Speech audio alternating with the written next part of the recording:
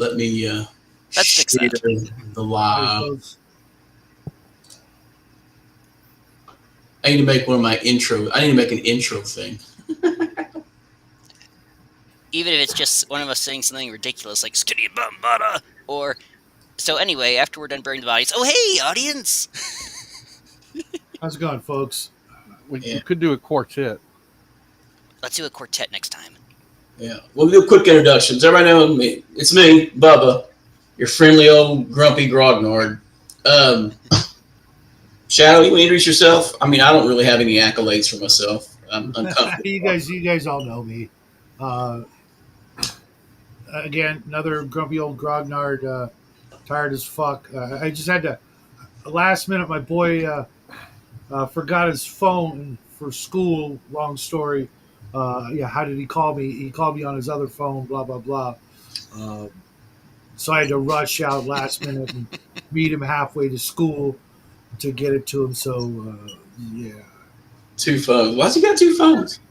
because he had his old phone. He got a new phone. Someone swiped his new phone and wiped it, and we got it back because there's a tracker on it. Yeah. They claim to have just found it. Of course, the usual suspects. I thought he might have a phone. I used to sell cell phones for as a job, right? So you would get guys buying prepaid phones, and they were just called hoe phones. Yeah. So we took it to the place, and they said there's nothing we can do because the person within minutes already knew how to freaking, wipe it, put in their own stuff. Now we have all his contact information. His mom, his away from home dad, etc. And I mean, I wanted to call the cops, but he and his mom were like, no, don't want. The house was sketchy as fuck. Yeah. Oh my god. Gates. I mean, it looked like of all the houses in the neighborhood, this was the one that was made to be a crack house. Moist tail. It was this kid at 16 has a shining future as a what do they call it, identity thief, already well plotted out for him. Yeah. Don't knock Everybody it else, until you try what's up, it. guys?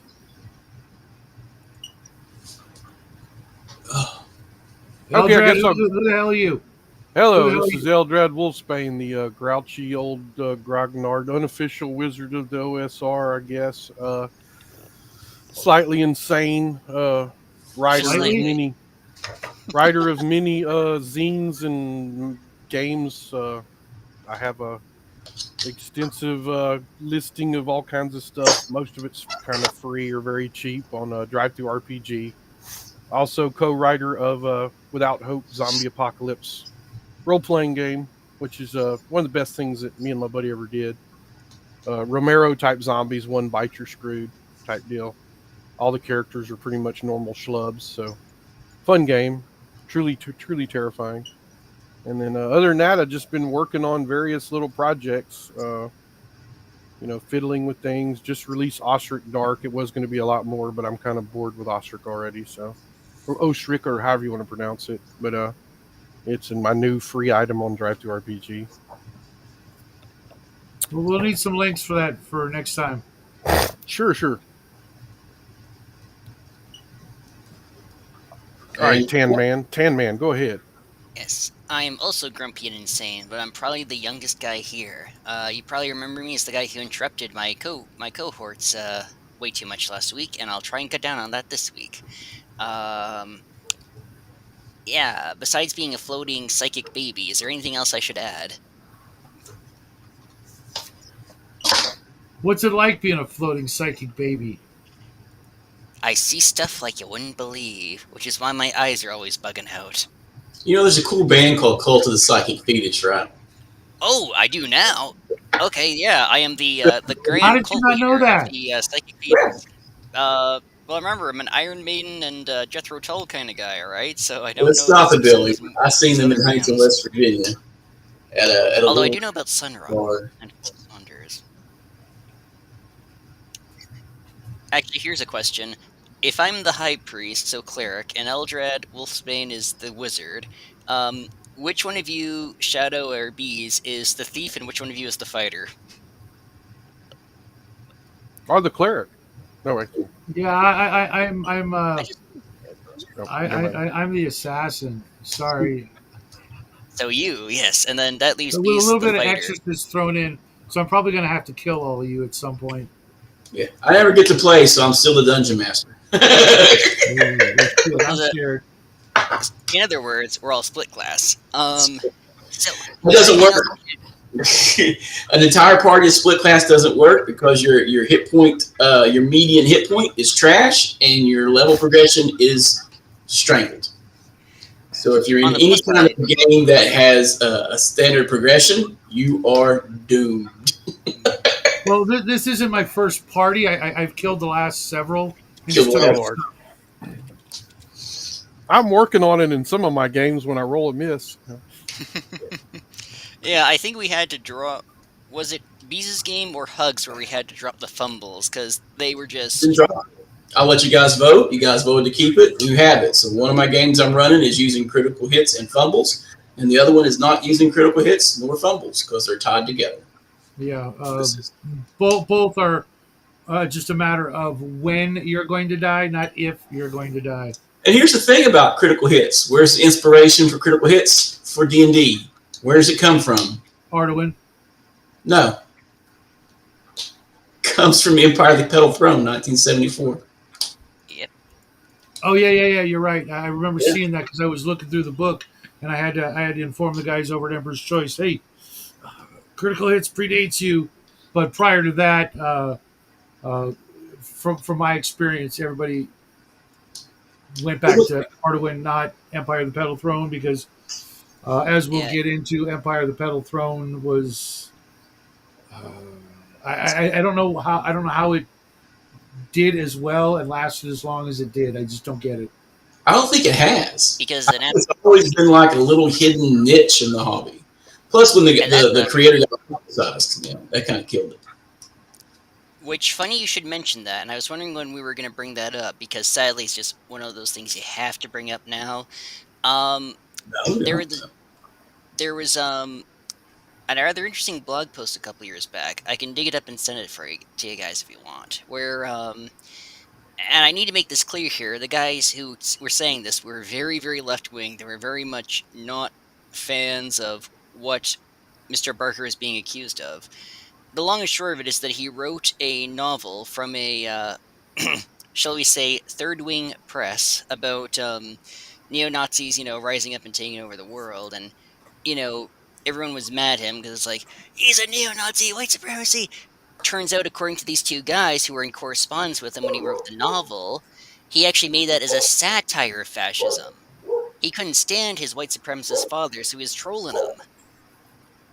Yeah, that's what I took as well on that. I like just seeing his other writings and stuff.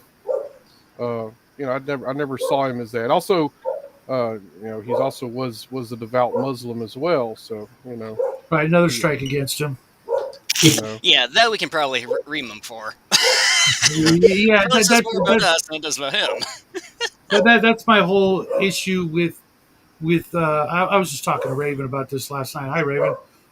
There's nothing about that part of the world that I give two shits about. Sorry, it's not a racist thing. It's just there's no interest in the ideology. Wants me dead. So there's that. I don't like the food. I don't like the a whole bunch of stuff. There's a laundry list, and Yeah. and it and Dune. People just seem to just gloss that over. It's like, oh, it's no problem.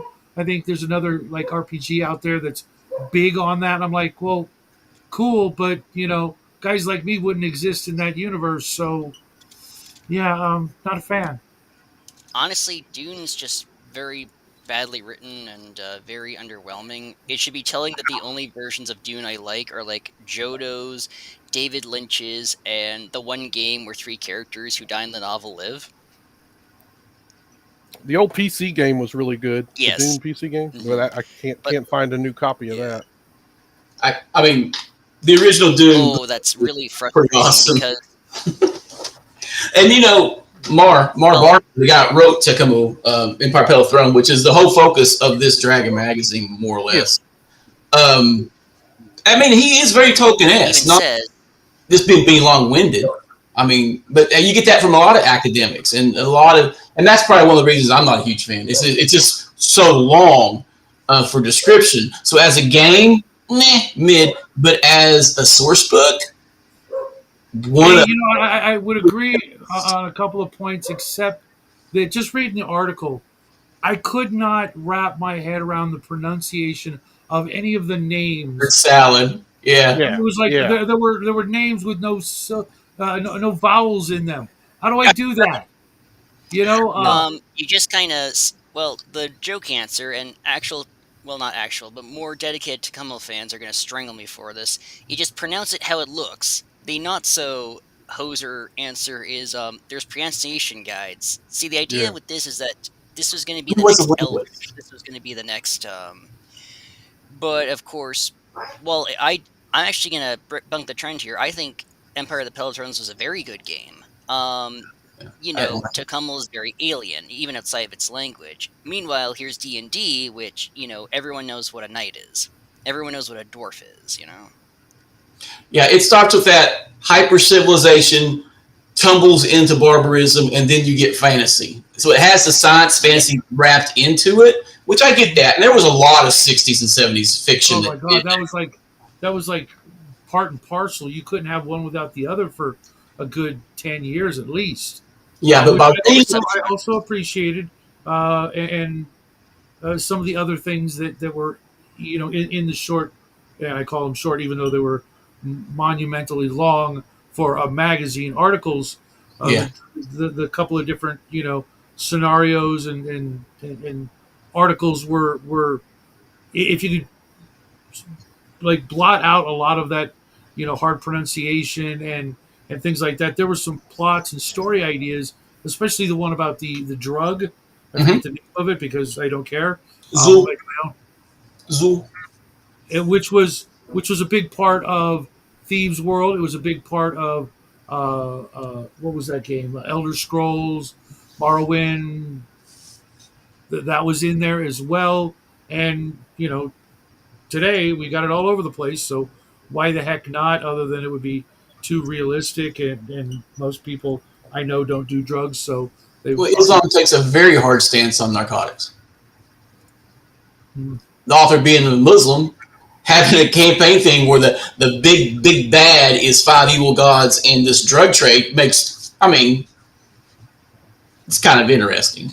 You have to respect how base he is. Plugged it in. Yeah, but they plugged it in once or twice. I have to see that. But let's just jump to that first article. We've already hopping around.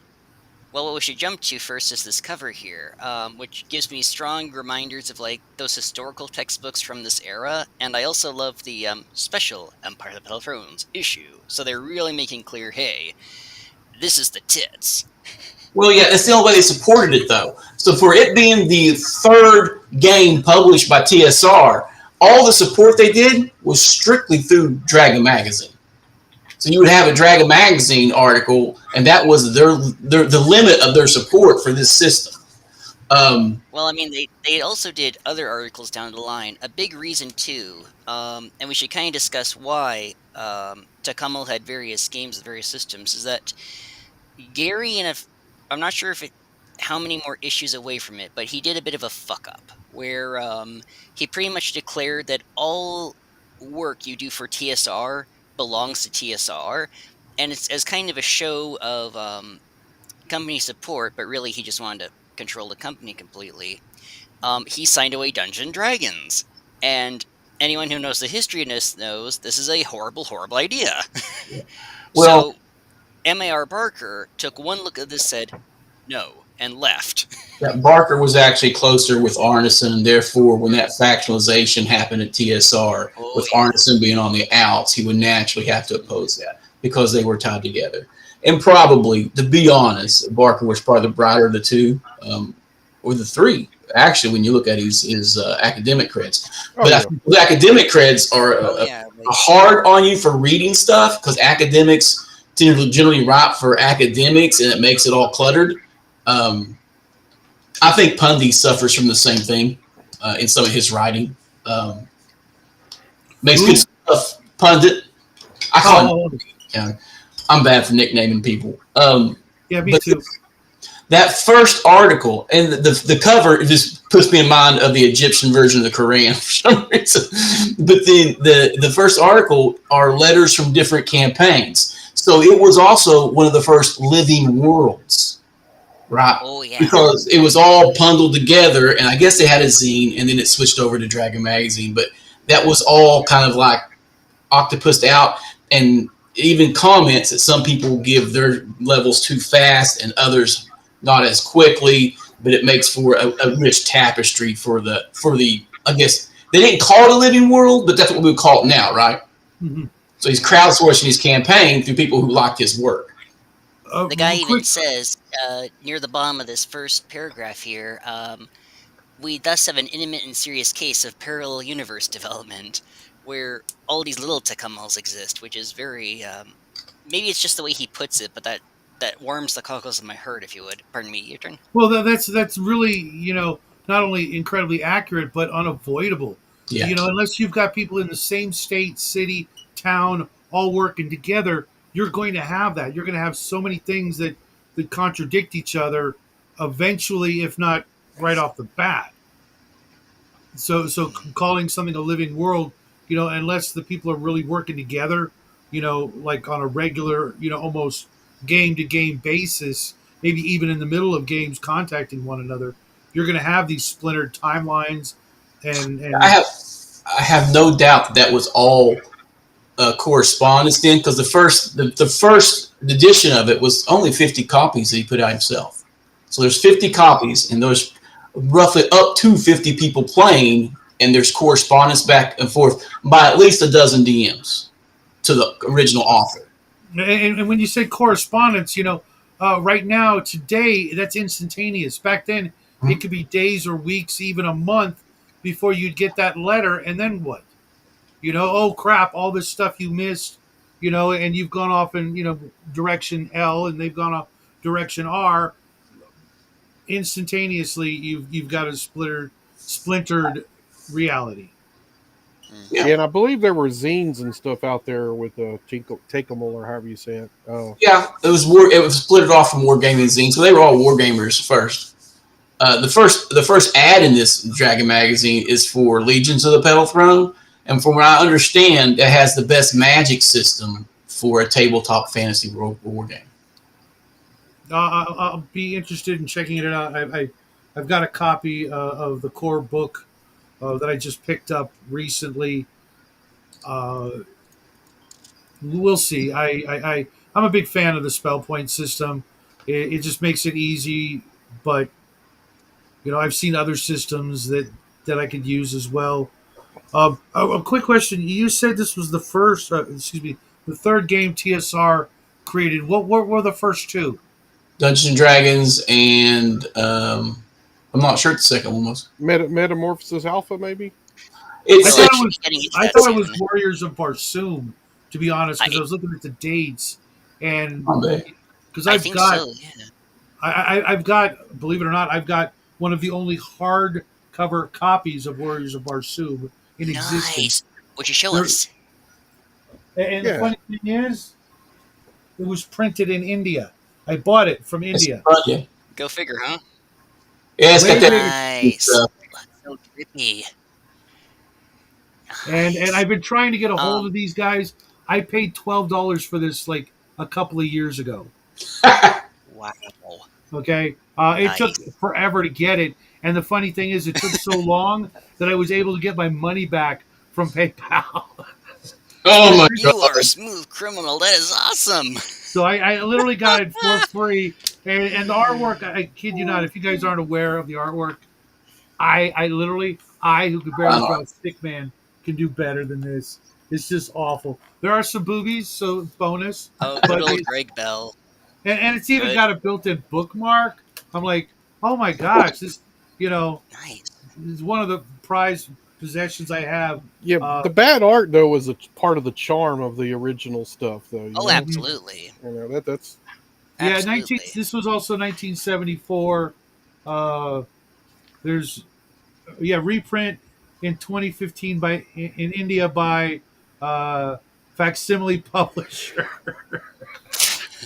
Let me guess. It's run by a fellow named Mr. Philanderer. Funny. They don't recognize copyright in Asia, dude. Period.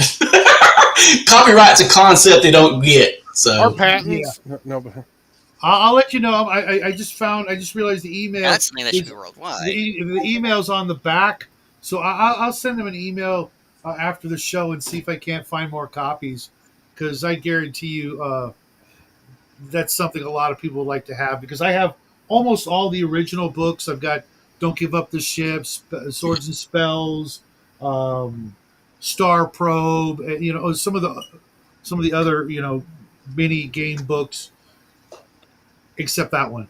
And that one's like $300 if you can find it. So you guys read all those campaign letters that was compiled, that first article? I did. I did too, man. I read it last I did, night. absolutely. Jeez. And it is word salad. A lot of the names for the places are complete word salad. it was like reading the Similarian on acid.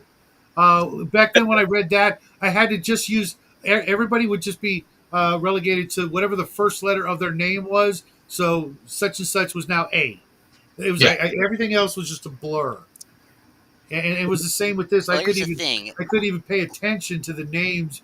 I was just skipping names and trying to get the what I could out of it, because it was so It's rough. the names. Well, here's the thing you guys gotta understand. This is not necessarily word salad. What this is a handcrafted language drawing from like Hindi, Mesoamerican tongues like Nahuatl, Egyptian. So of course it's gonna seem like goggly goop to us. And if you can parse through that, like here's like how it starts with "Know ye, O sun, who rises and illuminates the land." That's absolutely how it's written in texts like the Popol Vuh, which is the main that I creation actually myth. got a kick out of. It's Those very titles declarative. This grant you heard.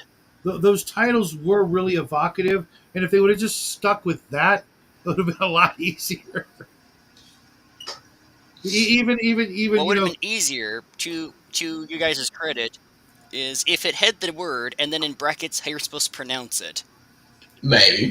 that'd have made it like 20 times longer, though. Dude, I mispronounce stuff all the time, and I don't care. And I also make up my own words, much like this linguistic genius that makes Tickle. So Yes, and we should note, even if we're reaming him and his work, the guy, to his credit, was a genius. Oh, yeah. It's like it was pretty interesting. Yeah, but you know what they say about genius? It's always touched here's by a something that bit should of be a bit madness. more positive. Two things. He's yeah. But it's not the kind of world I would be kind of I mean, digging just into. But like I said, the campaign source book, I think it looks awesome. yeah, I know you're not much. The next article it jumps to is It's about definitely a world that I wish.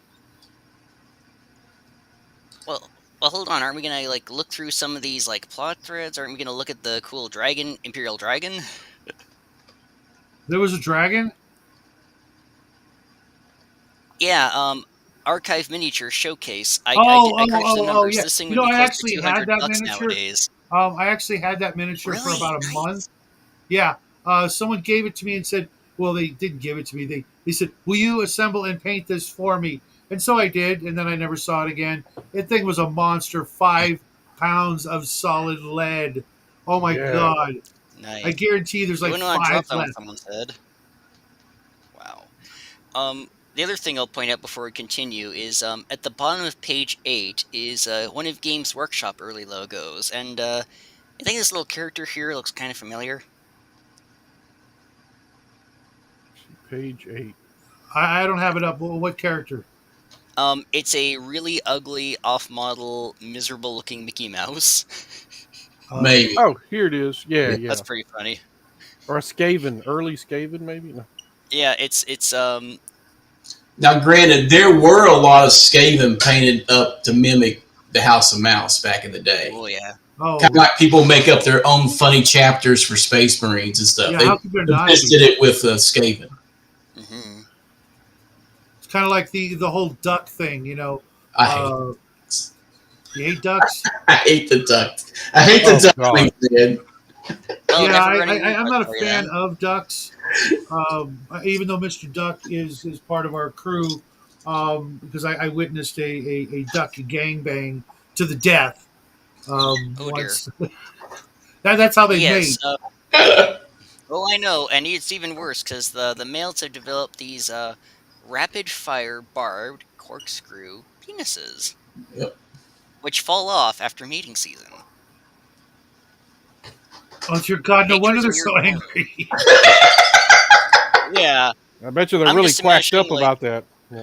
that is quacked up. Yes, and before you ask, yes, this is not the Dick Van Dyke Show. This is just nature. Okay, if you're going to bring up the quack, I got to bring up the quack. Yep. This game is literally this big.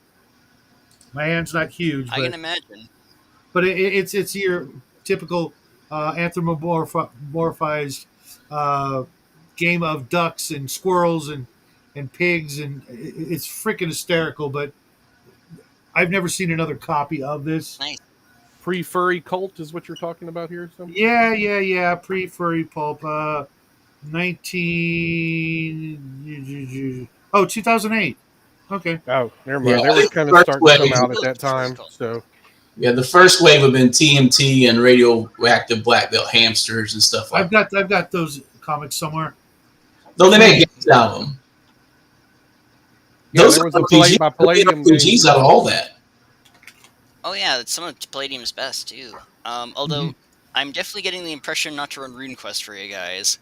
No. And I just don't dig it. It's not my jam. Yeah. That was like a Bronze Age RPG, was it not?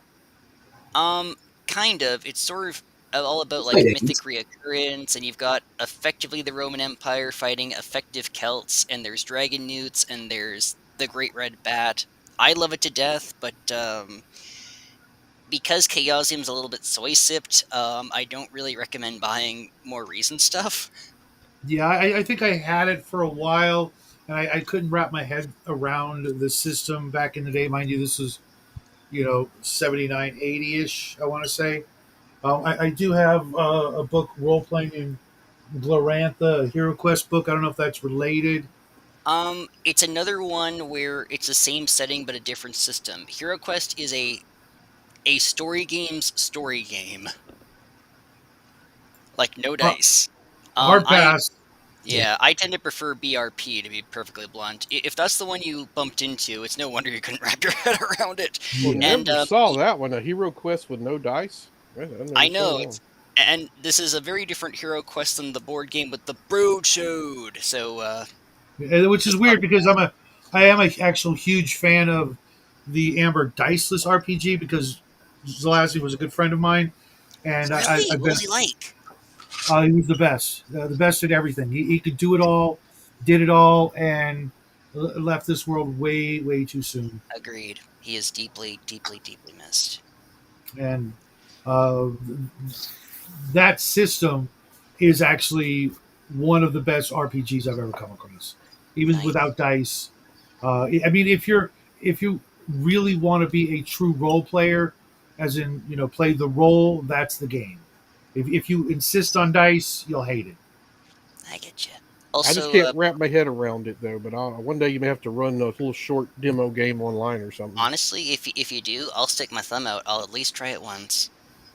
Although I must mention, to poor Raven McMinn, who didn't realize duck were so violent. Yes, ducks are in a very small pool shared with humans and dolphins of all creatures that practice rape. Yeah. Um, All animals do. all animals do. Okay. Yeah, at a certain level, all animals do. Like maybe fish. Well, I mean, then you can just like muscle on over and drop your reproductive. Right. So, So back Moving to right page along. 8, Judges Guilds, the Judges Guild ad here. yeah, That's some this is stuff one that of we the may first. need to check out one day. Some Judges Oh, Guild. yeah. When I looked at it back in the day, it was Gotcha. always kind of low production, or I'd said, "Oh, it's not flashy." So I was very foolishly just passed it up. I remember being all in the game shops. Did you back ever in the get a 80s. chance to see one of their most popular products, Teagle Manor? Yeah, I have PDFs of all that. So yeah, I'm about to get ready to run that, actually. Oxford Games is ready to run that. Oh, really? I Okay. absolutely love that one to death. Which game? It's just such a massive, expansive manor house with so many weird little uh, things. Every room is different. You definitely want to check it out. It is definitely OD&D. Better written, better adventure version of Castle Amber in that vein. Oh, okay. Huh. Big I was a world, huge fan of Invincible City State of Overlord, and all their stuff came like wire saddle stitched. It was like the hard cardboard cover and saddle bound.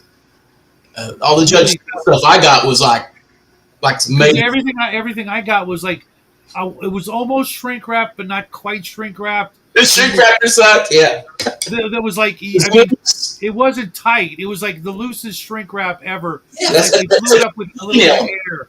Yeah, I worked in a press room, dude. That's a bad heating element. That's exactly what that is. But the saddle, that cardboard stuff, it's easy to print and make, and it goes on a saddle stitch. Bunka, done. That's how all the early zines are kind of made, right? More like That's weird because I was looking at some of this stuff last night for Traveler, and it was pretty standard bill of fare, just cheap materials, but the content it was always, very interesting at the very least. Yeah, I think and abandoned some levels of some standards of modern production value, and if they went back to that, they could mass produce or at least get greater profit margins on their products and have a much cheaper product compared to all these high production values. Like an $80 book versus a $12 wire brown black and white art cardboard. And you can still get some of the original like Traveler items for like $12, still sealed, for Christ's sake. It was so, and the funny thing about it is a lot of people are like, yeah, but it won't last. It'll fall apart. I'm like, that's forever. It's still around. Have you checked the quality of your 3 little beige books? They stand up to the test of time as long as you don't crack the spine, and then they're screwed.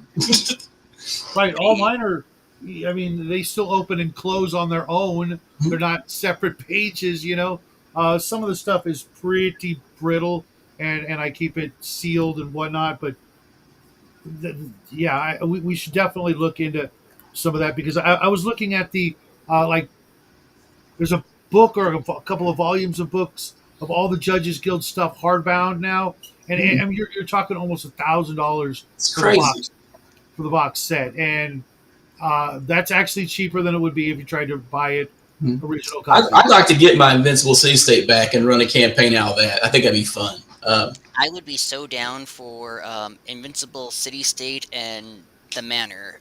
I've been wanting to get into Wilderlands proper for a very long time. I've had a session or two, but sadly didn't last very long. So what system would you use, Bubba?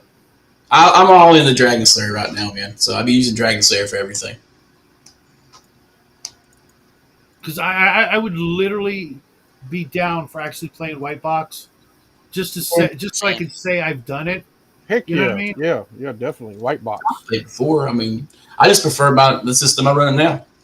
No, I know, I get it. But if you're going to go old school, wouldn't it kind of have a little bit more of appeal if you're really going old school? Yeah, but City State was made for AD&D and not OD&D. Oh, it was? Well, depending on the publish date, City State Overlord was at 78. Oh, okay. Well, I just double check. I don't remember, honestly.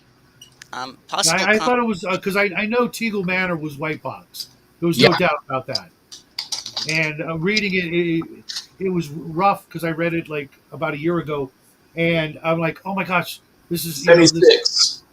Yeah, well, that would be OD&D too. 76. It could be AD&D.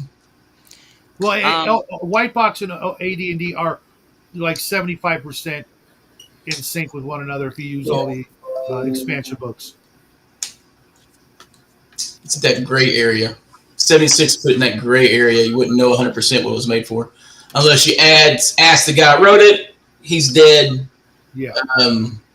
His son is ostracized alongside everyone else, I think. Go figure. We've got two sort of persona non grata this issue. It's just an article. The next article after everything is a short article wedged into the Pedal Throne issue is one little article on androids. Yes, on one of my other favorite RPGs from when I was getting in. Metamorphosis Alpha, really cool sci-fi setting, and this one's much easier to read. Yeah. It's a amusing little. Well, it does become amusing where the androids have gone on the fritz because of all the radiation. You know, they're getting this animal cunning. They're slowly taking over, but they're stopped by two things. One is a 2-year lifespan. A few years, Yeah. yes, a few years before Blade Runner had androids of the 4-year lifespan. So I'm not sure if that was just in the science fiction beforehand or a No, Well, is that? Did you ever read Android's Dream of Electric Sheep, the original? I have not yet. They have a short lifespan there too. Yeah, I'm wondering which came first because it could have yeah, easily Androids been are short. inspired by Blade Runner Mhm. or Androids, blah blah blah. The other So thing, the other thing that halted them is that there was a tribe of mutant lizards who had found and made a pact with these cute little puffballs called fuzzies, who could tell something was wrong and could do these little psychic attacks where their owners made you feel whatever feelings they wanted. So this cunning conspiracy of androids were defeated by a creature that probably looks like a cross between a Tribble and a Karibo. yeah, weren't they little pink puffballs? They were pink, yes, so insult to injury. Right, right. How do you? It's just the sense of humor that these guys, all of these guys, en masse, had back in the day, just blows away so much of what we consider funny now on so much of a deeper level. And I doubt most people, even folks like us, of our age, would just probably go right over their freaking heads. Well, here's that's the great thing with satire is that if you don't know it's trying to be funny, then you just take it seriously. And even at the end here in bold, the above is from the journal of Emej the Fat Mutant Philosopher, as translated by Ira the Wise. So this is a his story told through another story, and the second storyteller was known for being a lard ass. Although I will say this, even within these little fictions here, this is giving you advice on how to run your various games, be it D&D, Tacumul, Metamorphosis Alpha, Mars, what have you. It's like, have various tribes of critters that can interact with your home base. Have people who threaten that home base in a way other than violence. Even a strange small creature can still be dangerous or shake the foundations of history. Like, now I want to put a lizard man tribe with little puffballs in my game. Lizard men are always an added bonus. The fact that uh, they were able to project their emotions. Well, what emotions do lizards have?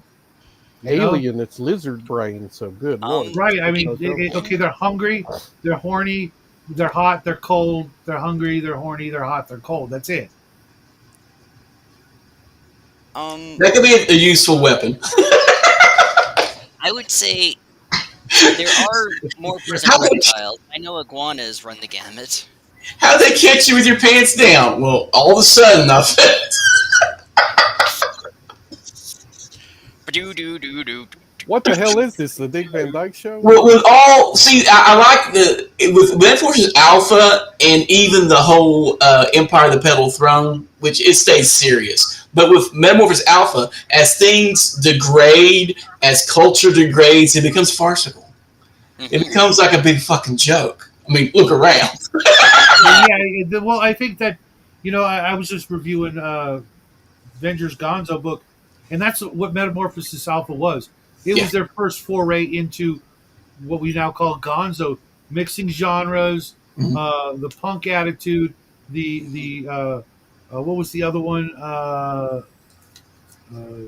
disdain for authority, and just just saying fuck it, let's dive into the most absurd ideas we can, and that's Metamorphosis Alpha and later Gamma World in a nutshell. Yeah. I never played Alpha. I played Gamma World a lot, but I never played Metamorphosis Alpha. I played a session or two back in the day because sadly there weren't a ton of people to play when I was 11. But it is a Right? great Wow. game and absolutely as deadly as everyone says. It looks like Um, it really inspired it. I don't know about deadly. I mean, your Constitution score was your number of hit dice. Let me That put that it this you know, way. Let me put it this way. All the humans in our party died from a hex with a bunch of radiation, and the mutant humanoid and flying bear was like, now what? I yeah, haven't seen the that's stats fair. system. The poison, and the radiation matrix tables were pretty deadly if your con score was low to mid, Yep. and then next thing you know you're either a mutant or you're dead. Everybody's going to be a mutant. I got a PDF of that somewhere. I have to go check and I, see. I, I read through After it just this last year, and it was very much along the lines of OD&D, Yeah. with a lot of the rule mechanics and things that were just literally in their infancy. I could see playing it, but the whole time I'd be like, yeah, I'd rather play Gamma World. Yeah. Yeah. I just knew it. Black Ray Death Pistol, baby. Oh, I know, right? I've honestly, thrown those in so many games that weren't Gamma World. It should be a crime. What kind of pistol now? Black Black Ray. Ray Death Black Ray Pistol. Oh gun? yeah, yeah, Black Ray. Okay, yeah. That's the name of it. Black Ray Death Pistol. You know that's got to suck. It was devastating. I would say, I've actually been thinking on OD&D and such. Shadow, down the line, would you be willing to run OD&D with the potential for planar travel to like Mars, Tacumul, the Warden, Oh, Omnibusa? that's a hell of a challenge. That's I would literally need to get like the PDFs or something of all the original white box books, because mine are like I don't even like opening them. They're I'd be happy to help you. I got it. they're $150 Yeah. books at the high end mid Oh range. yeah, I would not ask And, you to like every it's like have you ever seen that episode of the Venture Brothers with the comic where he book? opens up the comic and the price just plummets. Yeah, I'm not asking you to do that. I'm just saying, if we could get you the PDFs, and it looks like most of us could here. Would you at Yeah, least we all got consider- PDFs of everything. Yeah, you know the what I'm saying? chainmail, the Maybe. For real DVD. though. Yeah. Yeah, I give it yeah, I'd have to just to have that feather in my cap. Even though I was technically I suppose I could have played at the age of 9 or 11 or whatever, but would I 9/11. would it have been legit? I didn't start playing in game stores till I was 13 or 14, and I was a lot more skilled at the hobby by then. And now if I could wrap my head around some of the weirder mechanics, fighter plus one, huh? Those kind of mechanics. I don't see why Yeah. not. It seems like one of those bucket list items that a gamer kind of play it in or run. You got to do it. You just 40 plus years of this and never playing white box. Yeah, that seems wrong. Yeah, and remember, you don't have to answer right now or get something on the table as soon as this, recording is done. It's strictly, since we all like this and we all, are thinking about this, why not, in the next year or two say, all right, let's play the way we've always dreamed of. Yeah, That's we can maybe have a 1 day you first, long Rick. session or something, like 6 hours or something. Just try it out. See if we Okay. survive. Open to it. I was thinking more Kenor elves and dwarves survive a trip to the other side and come back with some black ray guns. But I think we're about to put Bubba to sleep, so let's go on to Jakala encounters. Yeah, I just went over it. The Jacoa Encounters by Steve Klein. I mean, it's just an insert. This is a throwaway for how to make your city encounters, I guess. Yeah. Hmm. I should give a little context because Barker was not unaware of how dense his setting was. He set up sort of a ease the players in thing where you were foreigners. You came to the city of Jakala. You were put in the Louts district, and you had to kind of earn your respect and your keep by delving the ruins underneath the dungeons. Right. I think it was Grognardia, don't quote me on this, where he was like the sole survivor of like a really deadly encounter and came back with like five 50,000 currency from a handful of jewels. Yeah. And I'd also like to point out, where are you?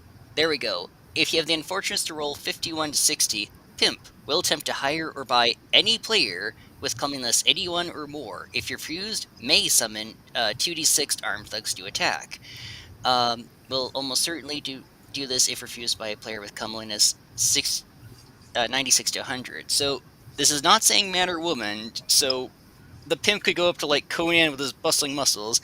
Hey, baby, you love the ladies, don't you? I got the perfect job for you. Yeah. Yeah, I gotta wonder though if ladies could be, switched with men, because This it is is M.A.R. true. Parker we're talking about. Well, because yeah, I know, but they got a saying over there, women are for children and boys are for fun. So just Oh, saying. an Islam joke. Yeah. This The is the 1930s early America. levels of pedal throne as a player, as an outsider, you're just avoiding getting impaled and executed or becoming a slave. That's your number two. That's your number one, number two goals. Don't get enslaved and don't get executed. That's your Indeed. primary motivation for all your adventures. Yeah, it sounds a little rough. Mhm. So we got massive empire. So it's like one of those massive empires. You work for the empire or you're an outlaw.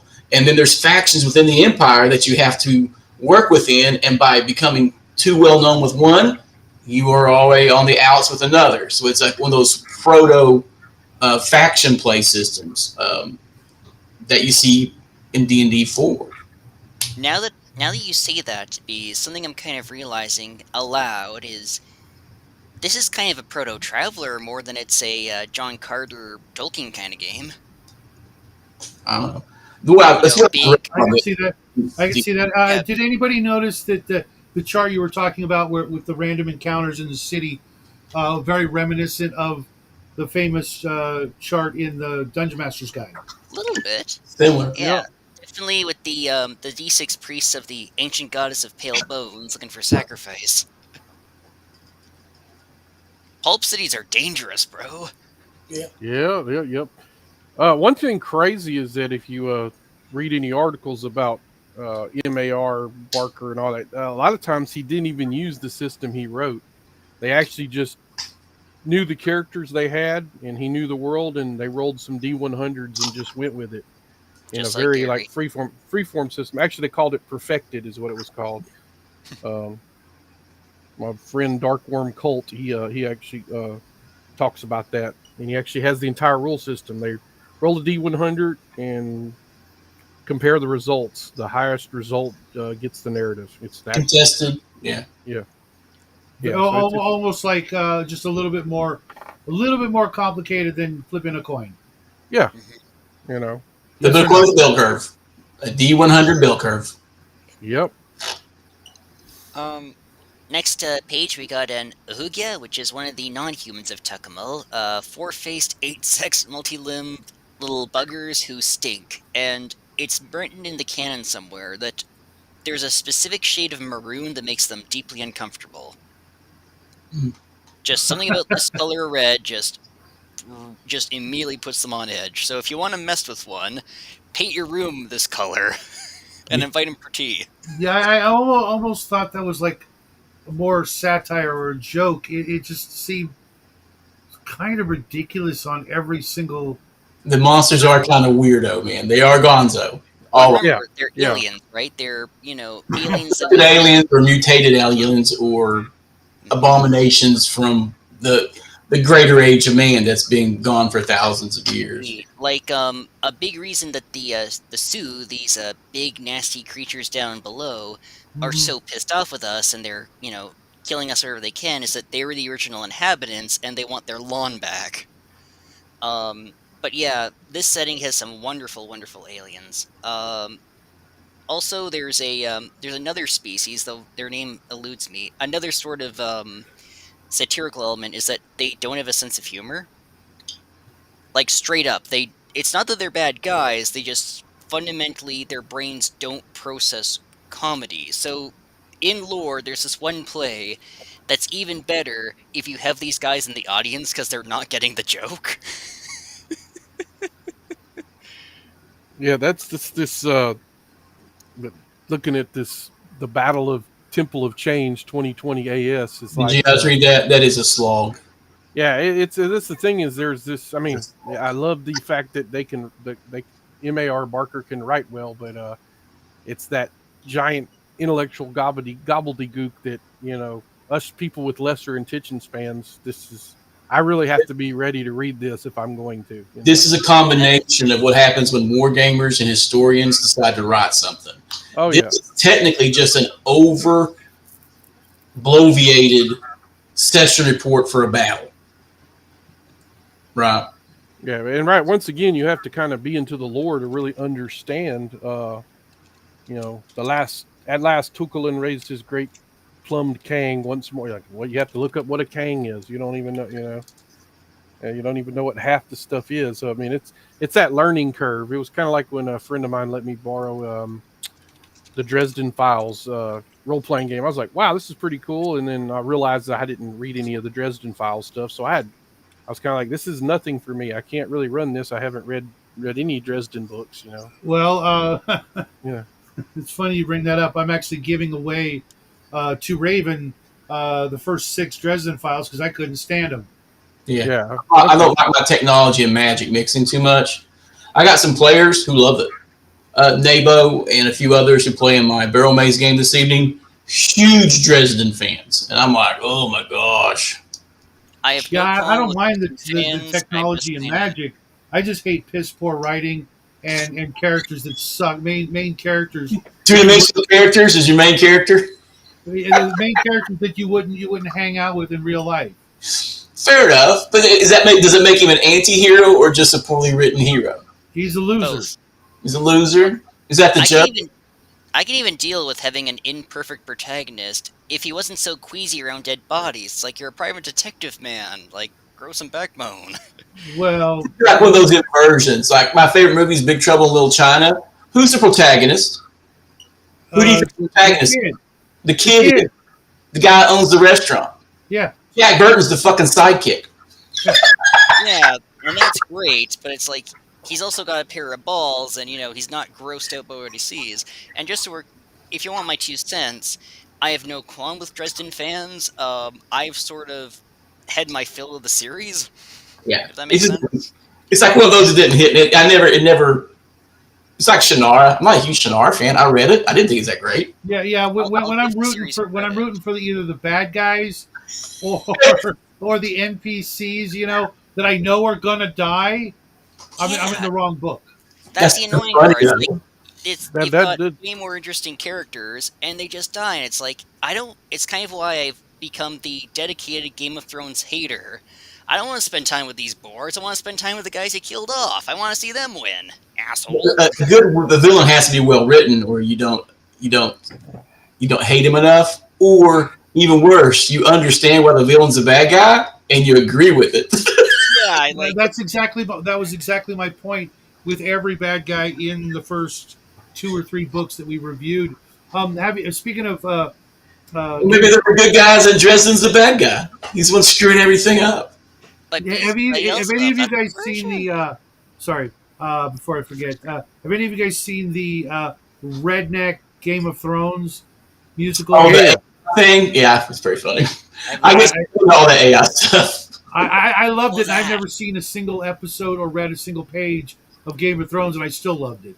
To be perfectly blunt, it's much better than George R. R. Martin or Dumb and Dumber ever wrote. For one, that AI clip didn't have Daenerys suffering from irritable bowel syndrome. You gotta admit, that's good. You know what I'm saying? The more she drank, the more she shot. But the more she shot, the thirstier she became. Oh, wow.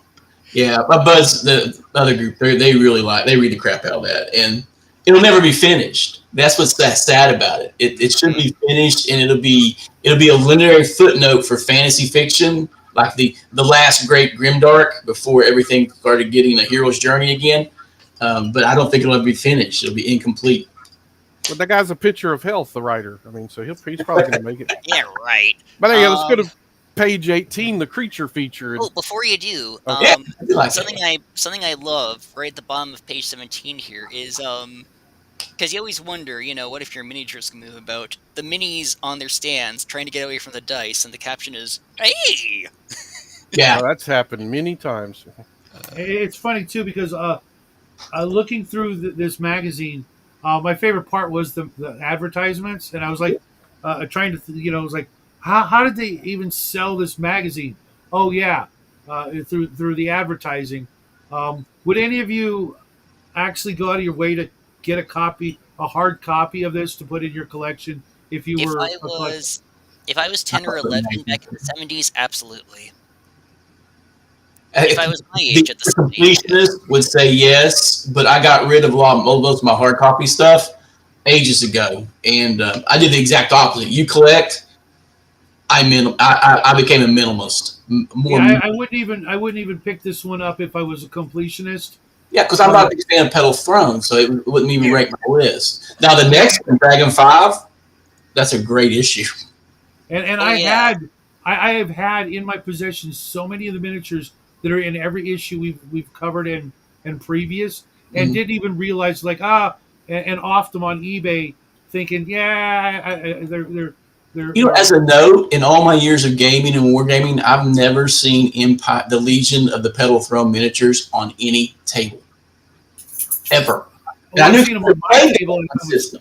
I've seen them on my table as I was stripping the paint off them to resell them, Mm, and I didn't realize how. how rare they were. Yes, and literally how just having them for posterity, because I know that I take really good care of stuff, and wherever they went, just by going in the mail they could have broke and things like that, and I would have they would have been a piece of history that still existed, which is a huge part of my interest in this hobby, from the perspective I have, is it's a huge part of history that influenced so much of everything literally that came after it. Hmm. And then here's me, the one guy who actually likes the setting in at least the first game. Trying to be the spokesman for it, and it's not working. Yeah, I mean, if I read it and get familiar with the world, I think it'll be cooler. But it's like there's so Yeah. much of a learning curve here. Yeah, As and the other source thing is that was- I don't want to crack the whip and be like, you must like this. It's like, if you don't love this or RuneQuest, big whoop, We still like stuff together. We're still friends. I'm still going to read it. I went and bought a copy of it to not just preserve, but to be a true historian, I guess, of this hobby, and appreciate everything from the nuts and bolts all the way from the ground up. Mhm. It's my part of my job to literally at least have some sort of working knowledge of what it was, why it existed, why it lasted, and how it influenced everything that came after it. all pop culture is influenced by the early D&D. Mainly in the 80s, but 70s it builds up. It's the foundation, and then in the 80s it becomes a pop culture influence for the latter half of the 20th century. There are so many things and so many people that you'd be absolutely blown away to find out that they were D&D players or gamers, but way back all the way up to even now. It trains you with certain skills. And it's weird how so many of the people that are quote unquote famous either don't want you to know at any cost, or it's right there out on their sleeve, so to speak. Well, I remember back in the '80s and stuff where playing D&D was kind of a secret thing, and I wish I would Never be who had I am now. I'd be like, I don't give a damn what you think, but Mhm. we were kind of on Which the is outs, really the dude we should have done in the 80s, but I Oh, wasn't we even should born. have. Who am I to say? you know. I never had that problem in Northeast Kentucky. Of all places, Bottle Belt Strong, I never had that issues. But then again, really give a shit what people thought, even when I was a kid. Yeah, well, Good man. I was in one group that was just like that, Bubba. We didn't care. And people knew, but then there were other people we knew that was like keep it on the down low kind of thing. Like other things back in that era. yeah, we have a football player too that played with us, but they didn't Right. want to advertise that they played. But then they didn't ask us to keep it a secret either. It's like, they would just show up and play. I don't Yeah, understand. there were literal people who did not want anybody to know. Man, I get it. I get it. We had Social some book pressures are burnings. especially harder in high school where you have cliques and everything. You either grow out of that or you just become, mired in it and you go on forever like that. Hmm. Yeah, we actually had book burnings and stuff. People, one guy, which it didn't. If it was supposed to preserve his religion, I haven't talked to him since high school, but to this last I heard, he's still not religious because they took his books and burned them because they were devil worshiping. And And that's yeah, heartbreaking because now he will never know the light of God because these guys went and kicked over his shit. Yeah, but that's an earthly reason, and that's yeah. I, They He did needs to let also me get put it he burn this needs, way. he albums needs and to build stuff a too. bridge Like and get over it. yeah, Let me put it this way. I do wish he would see the kindness and light of Christ. On the other hand, I know who's to blame here. yeah. anyway. The Even no. the creatures in here are kind of interesting. I like the illustration, and I do kind of like this. What would you call this style art? Is that watercolor? That's ink, I right? think that's either marker or watercolor. Yeah, I It's I, I like thought it I was Markalite. love watercolor love love this myself. art style. Love this color. And to be specific, I think or to be specific, I think it could have been Dr. Martin's ink. Yeah, Yeah, It yeah. could be.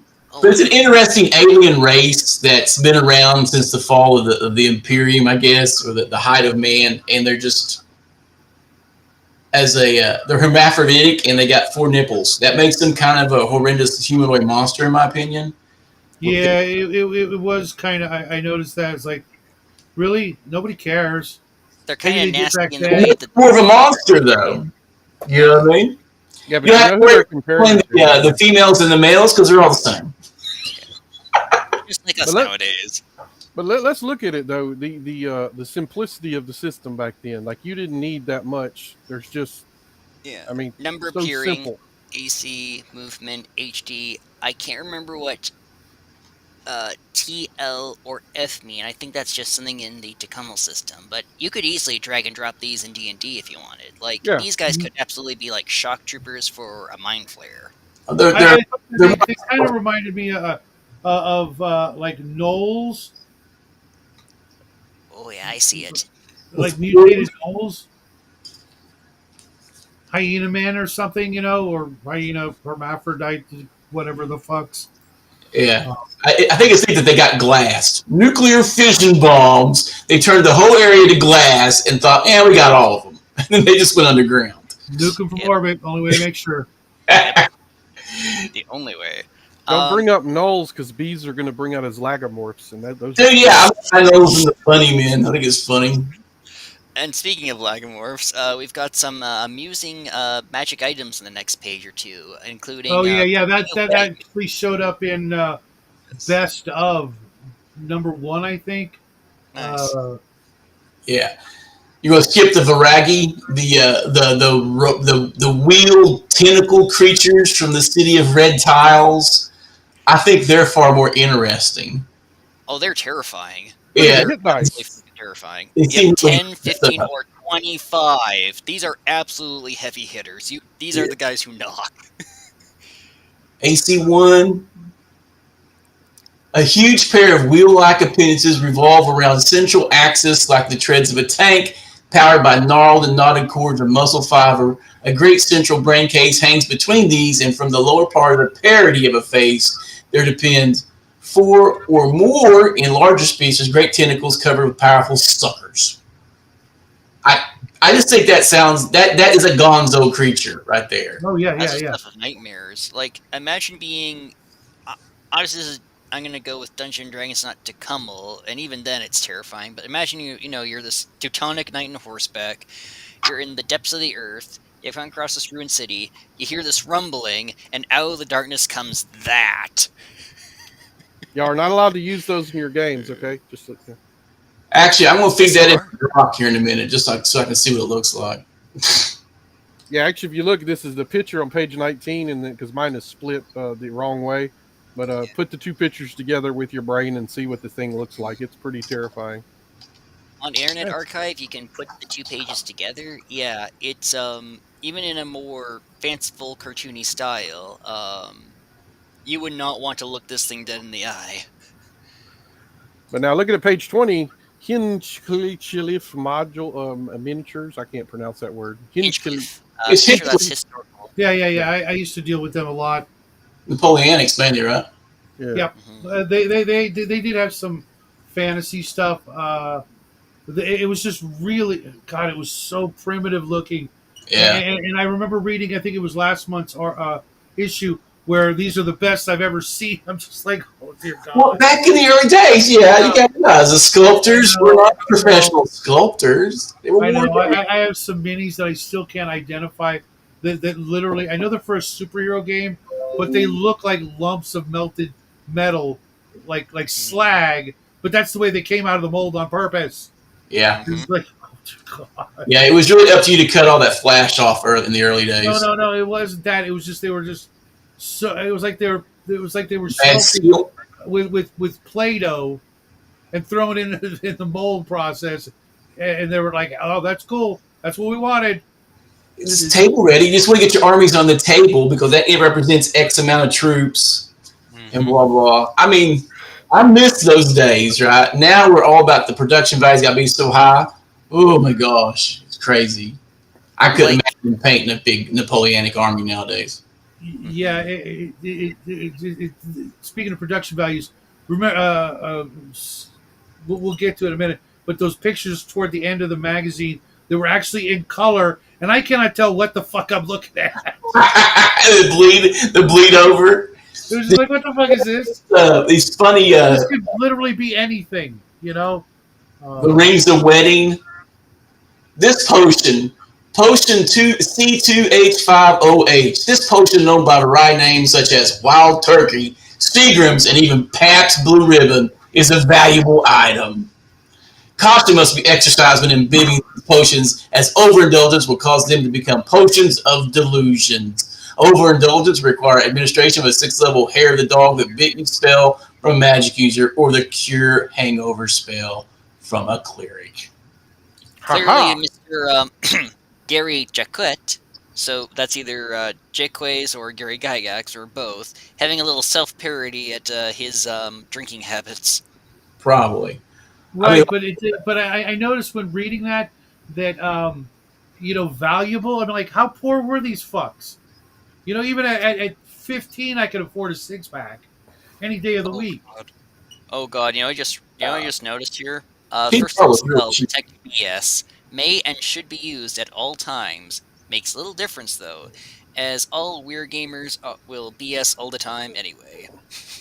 It's funny. Yeah. I think it's just funny. And I like this parody stuff.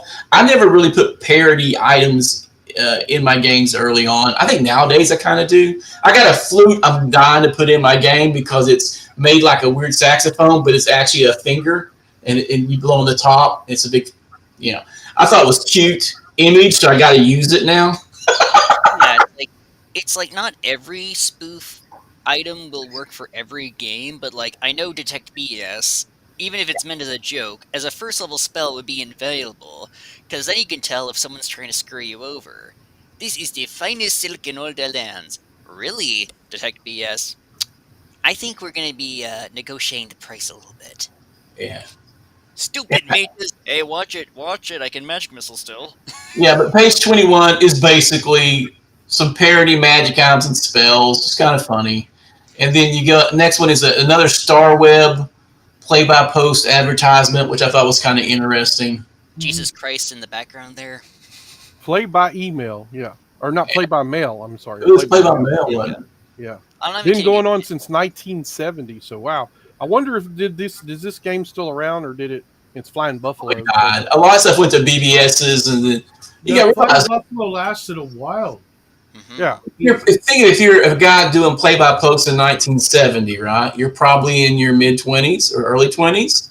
Yeah. You probably get a lot well of over 50-some years ago, guys. I mean, those guys are probably dead. Or Fighty Daddies, yeah. Kuntz is the last guy standing, right? They're all dead except for Kuntz. Yep. Most of them, yeah. Oh, I think Darlene is still alive, and I Yeah, think she's very active on Dragon's Foot, actually. Yeah, Lee Gold is still alive with Alums with an excursion. Now, were they considered the original crew? Or they could be like the second wave, like because remember, Kuntz was a kid in the neighborhood. So Yeah. all the original guys who were older, Gary's age, Arnes and all them, they were well in their 70s and the early 2000s, right? Yeah. Jim Ward's was probably one of the last of them, and he passed away a year or two back. Yeah, he was That younger. one really hit I hard. feel it. Huh? All these guys dying hit hard. Yeah. Like, Did you guys read the Rose from Jakala short Um, story? I skimmed it, sadly. I need to get into the habit of reading these fictions more, although this is definitely much easier to read than the play reports. It gives you Um, the spirit of what is the Empire of the Petal Throne. Yes, this is probably a much better introduction. To be blunt, this is closer to what the gameplay is going to be like. Yeah. I am amused though by this dirt comic here. I will say that these webisodes we're doing are giving me more of a taste for this one, Yeah. where they're trying out spells when he's like a 44th level wizard. So even just detect magic is just explosive. Yeah, there's another parody thing on the page 26. Enter player instructional memo to all D&D participants from Department of Definitions. Subject: magic user character definement supersedes all private records. I think they're making fun of how they went from being wargamers to now they're running a damn company and they have to do memos. Oh yeah, like, And people want everything defined back then. I mean, most of the letters in the early Dragons were basically what does this mean and how a ruling. oh yeah, Define. like, and make no mistake, I'm very thankful to the early TSR guys for a lot. If you look at the history, these guys had no idea. Well, some of these guys knew what they were doing. Most of them did not. Gary, Out of a company. yeah, Gary put bananas in his ears on a lot of advice that he should have listened to early and often, and it bit him in the ass hard. They definitely weren't Absolutely. businessmen. They were game writers, you know. And they weren't even that. They were other things creating something that didn't exist for the Sure. most part. You know, Little Wars was, you know, one of the few things that stood the test of time. That wasn't just some weird one It's shot. playable too, and that's from the 19th century. Mhm. Yeah, that war game rule set was written in the late 1800s, right? Mhm. It's still playable. It's a very simple war game. Oh yeah, it's It's like the Avalon Hill stuff. I'm a big fan of the Avalon Hill stuff, but that takes a little bit more dedication to play that stuff. We're doing this day, and that's what we're doing this day. Yep. If a game is going to be an evening game that can be wrapped up in 3 hours, that's a selling point, and you'll see that on some of these advertisements. I think Legions of the Petal Throne was made to be a 3-hour war game, like a large skirmish game. But the only thing I ever heard real positive about that system was that the magic was perfectly balanced. It wasn't swingy and it wasn't overpowering. A lot of times with like battle system and stuff, magic is swingy. Once the magic hits, it turns to battle, right? This one is omnipresent through the entire thing, so your battle has an overarching magical duel going on the entire time. which is how it should be. I mean, It's interesting, yeah. and you'd be surprised how many war games struggle with that magic aspect. If It's too powerful. if They always have all the same things problem. got it down pat, then that is something worth celebrating. Are these the miniature Shadow where you're like, what am I even looking at? Wizards and Warriors by Grenadier. Early Grenadier stuff was rough. No. The stuff I was talking about, I still to this day do not know where they came from. They were for a superhero game because you could tell because they have like the underwear over their tights or something. You know, and I think a lot of them were the villains. You know, the big bruisers. But even the Tucumel miniatures with the massive banners and flags and weird and things like that were just so heavy and flimsy at the same time. Top heavy. They fall over a lot. Lead man. Well, not just the weight would eventually bend the pole that it was on because it's lead and it's a soft metal, and there's just at some point there's nothing you can do other than try to straighten it out and make a copy of it, which recasters in the beginning, the recasters were like the bane of the Yeah. hobby, and now they're literally uh, like holy preservers of ancient Yeah, those artifacts. gritty Just images like of the the piracy hobgoblins. circuit. Those Just hobgoblins like the had the piracy crescent moon thing that has stuck from 1976 all the way forward. Mhm. just like how video game and movie and stuff pirates, they're keeping alive stuff that you can't get anymore because the company won't let you. Yep, because they want it to die, Hmm. so that somebody could be inspired to remake it, and they can make a whole bunch more money off it. Hmm. Now, here on page 29, I guess we're just going to gloss over these miniatures and stuff, but on page 29, is this like the first mention of an Appendix N? Kind of, and this is something Yes, I it was is, excited as far as I to know. actually. You first, Shadow. Yeah, I saw it and I'm like, yep, that's what this is. I didn't pull out my DMG, but I know it well enough that it had all there might have been some authors I didn't see, but they might not have come across them yet. But the classics were Yeah. there, and some other thing, and some surprising books and authors in that appendix that really show that they actually did have other interests, Hmm. which blows my mind because I don't. You're the best. um, yeah, it's like people. The reason something like because you always hear the assholes like the aforementioned pundit go figure who are like, well, we read through all this stuff and you know it was never important. Well, never telling you what they actually read, so we can infer it was none of them. But it's like the reason you look into Appendix and the reason you look into what these guys are reading and watching is because you understand their vision of the game that way. Now, as for the Appendix N, I Mhm. know in original D&D, right at the beginning it mentions, this game will not be your taste if you have no love for John Carter going through the Black Pits, or the Codan Saga, or the Decamper Print Fantasies, or Fritz Lieber. And of course, in the text, there's references to like Lovecraft and Tolkien and such. And in AD&D, that list is expanded a little bit with Merritt, Lovecraft, Vance, all them. But I actually look. Well, no, there's actually a couple of books that I think are like contemporary, like modern times, uh, surrealistic murder Oh, mystery Yeah. absolutely. novels. Creep Shadow Creep, some Hmm. of Frederick Brown Exactly. stuff, absolutely. Although what I recorded here was, if you look at this list and you look at the Appendix N list, you'll find that there's some stuff that is not on that list that's on this one. So Algernon Blackwood is mentioned. He did stuff like the Wendigo, some other really good ones, which the Willows, which is not here, and I think it should have Hmm. been there. Merritt's same list, but instead of Creep Shadow, which is the contemporary detective one, Facing the Abyss is here, which is the one with the big snake lady. So, obviously Proto T, and Jack of Hmm. Shadows and Amber's on both lists, but this one has Lord of Light, while the other one does not, which I think is a great loss to Appendix N. I mean, that is perfect high level adventure.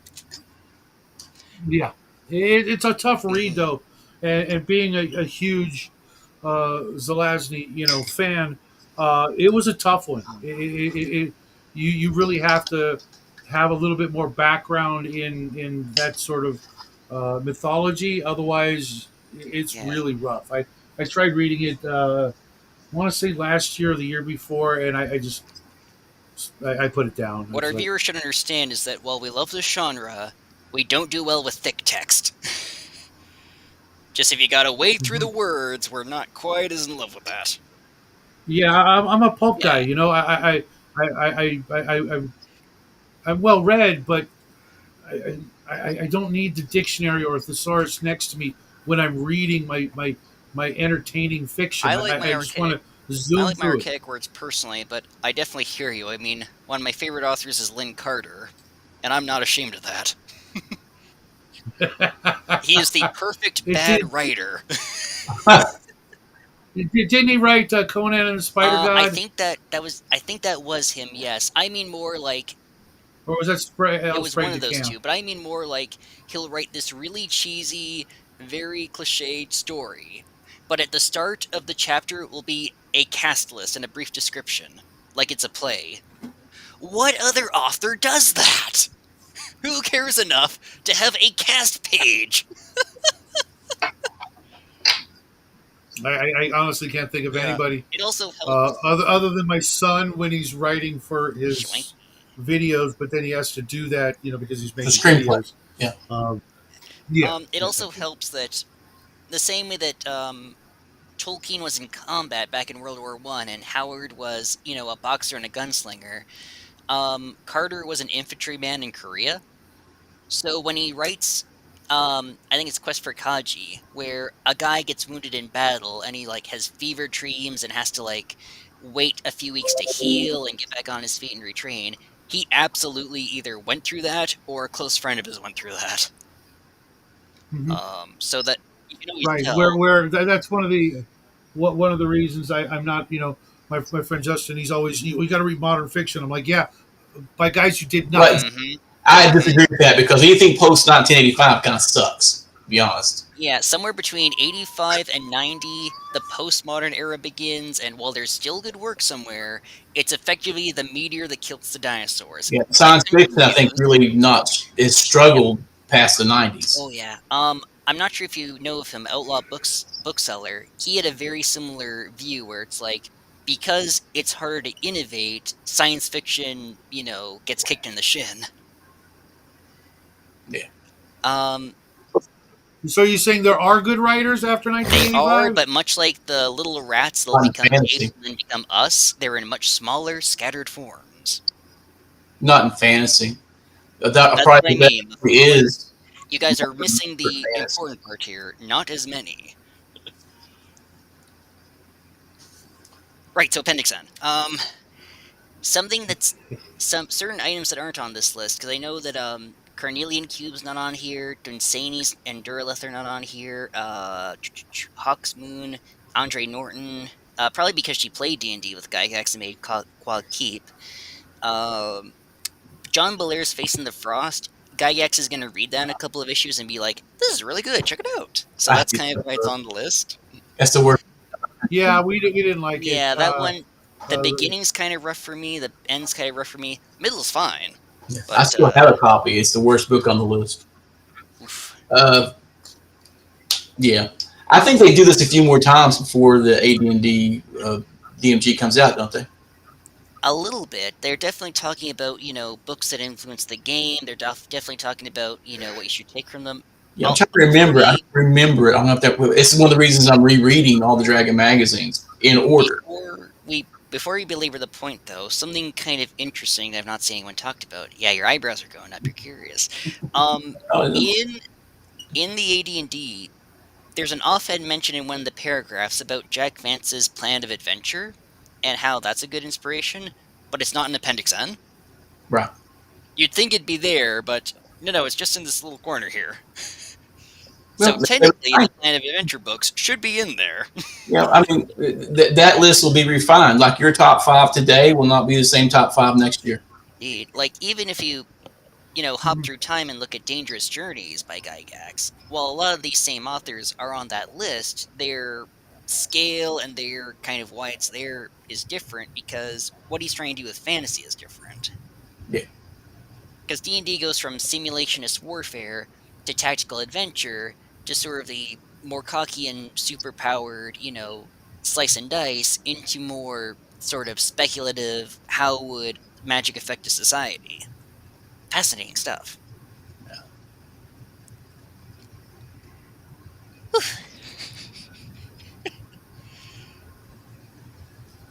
Anything from you guys, or did I just carpet bomb that? No, I still have a lot of books in the list to read. I think I've read a little over half of the authors, and because in a lot of cases I've read a whole bunch of things from certain authors and literally nothing from others. Like we just read The Charwoman's Shadow by Lord Dunsany, and I liked it a lot. That was good. But the younger folks in the group couldn't stand it. Was it the themes or was it the language?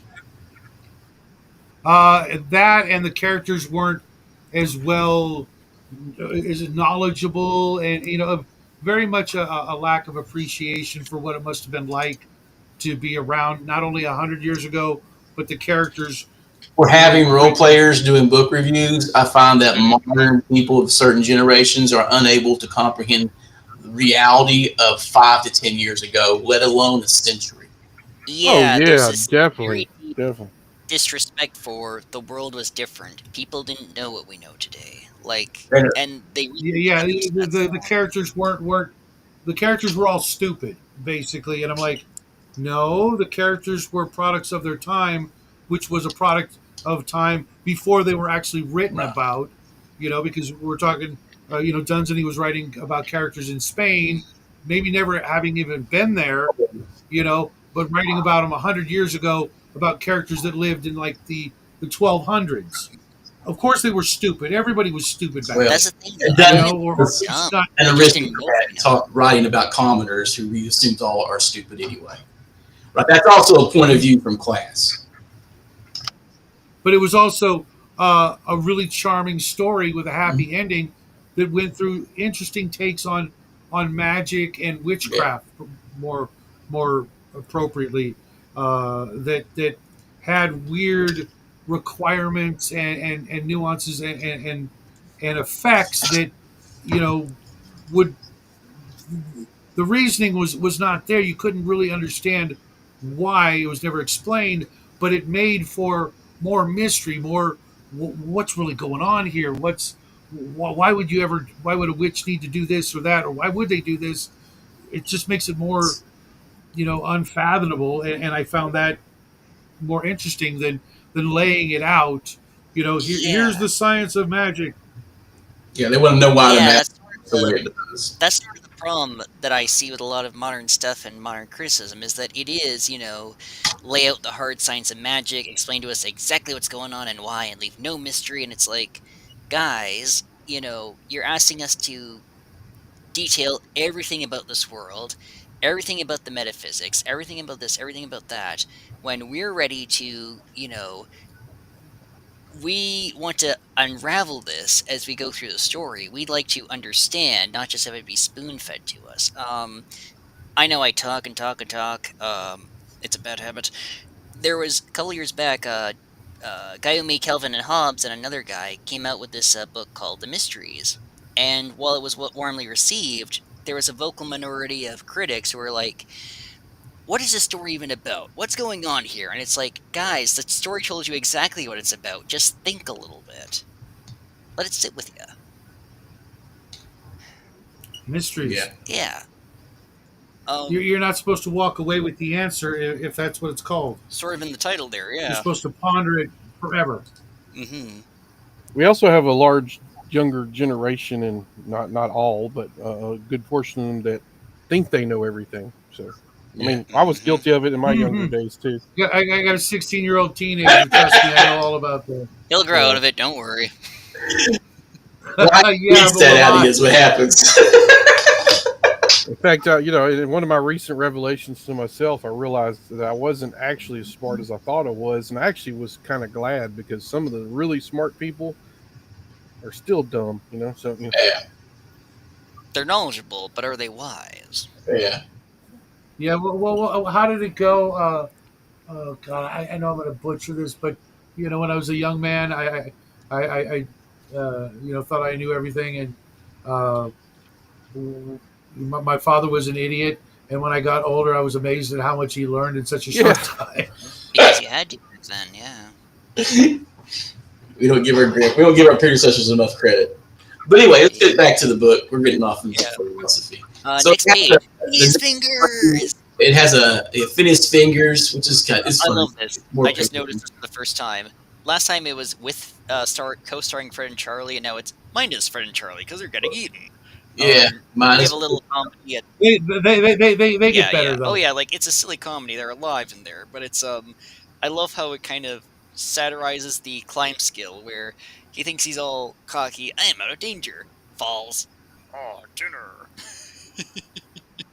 I think the best part of, or not the best part, but one of the most overlooked things is that for such a long period of time, the thief didn't even exist in D&D. Yeah, like this is like You cutting know, and then edge. suddenly, as soon as it did, the game just took off in, you know, more than just a 25% increase in what you could do because they added the fourth character class, if you will, but they added what should have been one of the most important character classes from the very I beginning. think It's like, oh, well, how did we forget this? And then suddenly now it's complete, and it's even better because of this 25 I know percent that there are people who addition say to the. that, the cleric should not be there, the thief should not be there, yet and while I understand their reasoning, the world would feel, emptier to me if they weren't there. It'd be like not having paladins or druids, It's like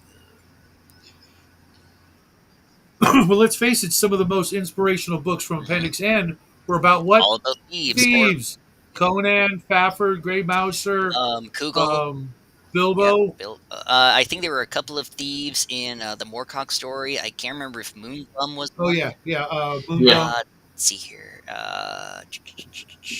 I know that Lynn Carter's written about a couple of thieves. Like they should be there somehow. I just finished a short story last night about thieves, or a thief. Yeah, they're it's literally the one profession that literally everybody is or has been at one point in their life, unless you've never stolen anything, which I'm sure there are people like Yeah. that. I'm not insulting anybody, but as kids, we take stuff that don't belong to us. Some of those kids never grow out of the habit.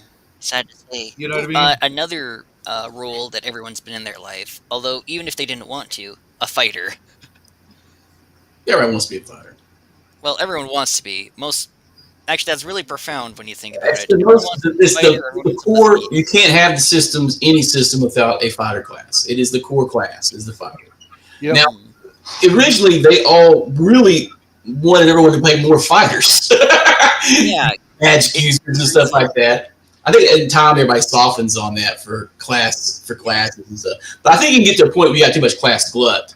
Oh, And absolutely. to a certain point, you got so many NPC classes, it's overwhelming. Hmm. And that's going to become a problem for Dragon as it goes on. But yeah, a good strong handful and some bennies are good Some balance. classes should stay as NPCs and not be player classes too. Agreed. Absolutely. Perfect example, issue 5. The witch class is broken. Yes. Oh Well, we're yeah, getting ahead of I can't wait ourselves. to read that one That'll be again. one of many which Um, Can't wait to read classes that that one. will Can't wait to read That's that the next one. That's the issue Yeah. 5. name. Now, the last article in this is a little about them kit bashing, I guess, with the city, the Temple of Vamula. Yeah, this is sort of how they did their Tecumseh minis and Yeah, they built the whole city, and it has color photos from Gen Con 8. Was it 8?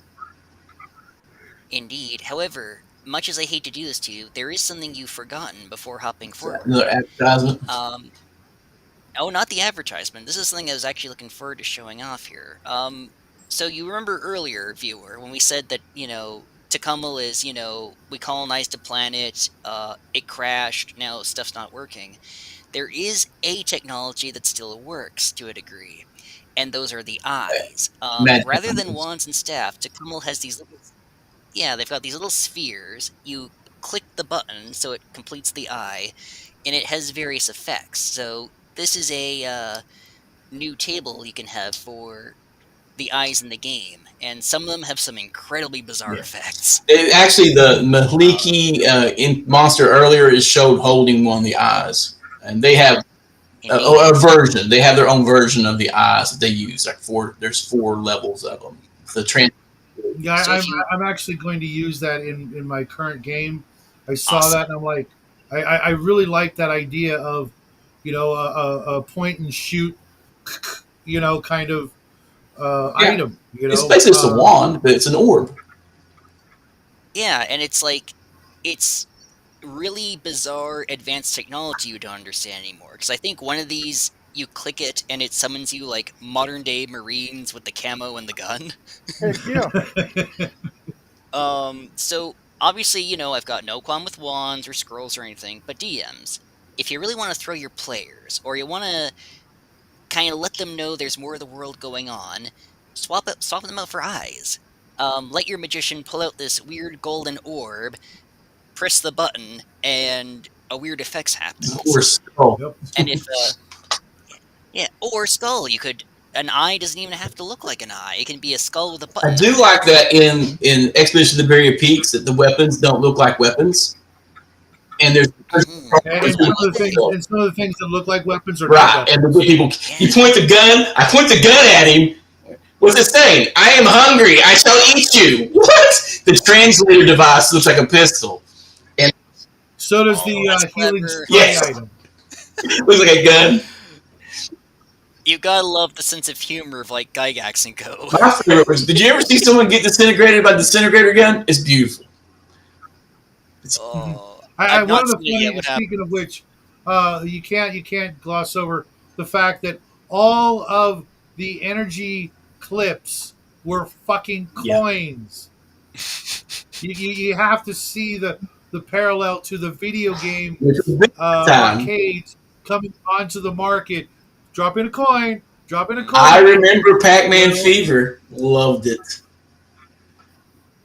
Asteroids, Defender, Berserk. Donkey Kong, Wizard of War, Joust. Joust is one of my favorites. I love Joust. Axion and Joust are one of my favorites. In that case, I'm taking a note here. Have rideable ostrich mounts in the next Oh game. yeah. I'm not putting ostriches in the area. Well, I'm not telling you to put ostriches in your area. I'm saying as a Axe little beaks. wink nod to you, the ostrich mounts. Yeah. Check. Maybe axe beaks. I'm not in love when people domesticate them. I think they should be a bit more wild. Axe beaks. I always have hobgoblins riding axe beaks for some reason. I don't know why. Oh, that's awesome. Yeah. But if hobgoblins would ride a bird, it's going to have ride a bird that can kill somebody with an axe beak. It just makes sense, right? But if you get a charge, I'm charging with a lance, and I hit with a lance. Would you allow the axe beak to hit too? Yeah. Yeah, let it bite. Have Yes. or a 50-50 chance to If I bite. can double, there's your mount double move, and I still get my attack because I'm not the one moving. Yep. I got to think about that for aerial combat and stuff coming up. Yeah, you're holding your action until the opportunity I arises. didn't hear that. Hold action. I did. Well, I mean, that's essentially what you're doing. You're Yeah, waiting. I do have to wonder if bees would love playing in one of my games or want to strangle me through the computer. Yeah, I mean, there's some mechanics that change how players act. It makes them stop being proactive and they become passive. 5 foot step Or and at least hold action immediately turn you from a proactive player into a passive reactionary.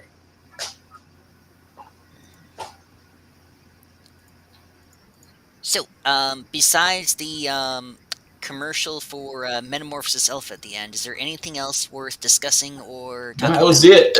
I was just really impressed that they made this stuff from scratch. Because you remember, this is all plastic card or handmade in the 70s before we had our fancy cut 'em up stuff. It's easier. The scales. Well, believe it or not, I was part of that era of trying to build castles out of whatever I could find, and I actually found these styrofoam pieces once that were just beautiful flying buttresses for my walls, and what they're showing right there is an entire hobby unto itself. That is so magnificent when you see, like, the height of it is getting into the movies when you're a model maker for the movies, but you got to start somewhere, and I started with cardboard boxes and coffee cans and whatever I could get. There was, it was the start of the right shape, but then you got to build it up and do all these things. It's a very, very amazing, satisfying hobby that you can literally spend your whole life, akin to the railroad modelers, because the railroad modelers, while sure they knew how to tack down the rails and get their stuff working, it was nothing without the scenery around. Towns, complete towns, and countryside. Early customization for HO scale because they made them before they actually, every brand put out their brand. You had to make those trains resemble reality. The only thing I don't see in hobby in the scale modeling for trains is they don't do graffiti. I never see graffiti trains. Probably because what they're doing is, remember those episodes of the Twilight Interesting. Zone? There Probably were a because couple of they're them. like, this is refined. Well, what they're doing is they're trying to take themselves back to a point in time. Remember those episodes of the Twilight Zone where at the end the people would be frozen in place Yeah. forever? That's what Oh, they were yeah. trying to do is make a little encapsulated world that was frozen at the moment of their happiest moment. Maybe it was literally a train ride through the countryside with their family, and they were trying to like crystallize that and make it a solid, permanent thing that they, instead of having to use their mind and remember it, they could just open their eyes and go, "Oh yeah, that was the best part of my life." And that's what they're doing with this hobby is making some little shrine to a moment in time, and throwing in graffiti was never part of anybody's most perfect No. memory. You know what I mean? Unless you were finally smooching that girl on the L train through freaking downtown whatever, and you happen to see some graffiti as Yeah, most of our hobby stores anyways. originally started in his region. There were more scale modeling train stores than there were game stores for the Mhm. longest time. And then a lot of modeling Absolutely. stores, they went from scale model, HO and all that to models. And then later on, the hobby stores came and took over that modeling part. But you know what? There's still 3 just train modeling stores in the tri-state area that are still here. Nice. Oh, I think it's much bigger in the I would literally visit them regularly, just to give them a pat on the back for keeping something alive that truly was an yeah, art form that someday will be yeah. gone. way Um, too many I art mean, forms are virtual lost. tabletops. yeah, my aunt married a guy, and he had a trailer that pulled along for the Shriners that was nothing but a giant train set. It was huge. It was like the biggest train set I've ever seen in my life, and that was what he did with the Shriners. He kept the model railroad. Think of it like a roach coach, but twice the size of a roach coach, with just open the side up and just let the trains go and go and go. When they did stuff. I love stuff Wow. like that.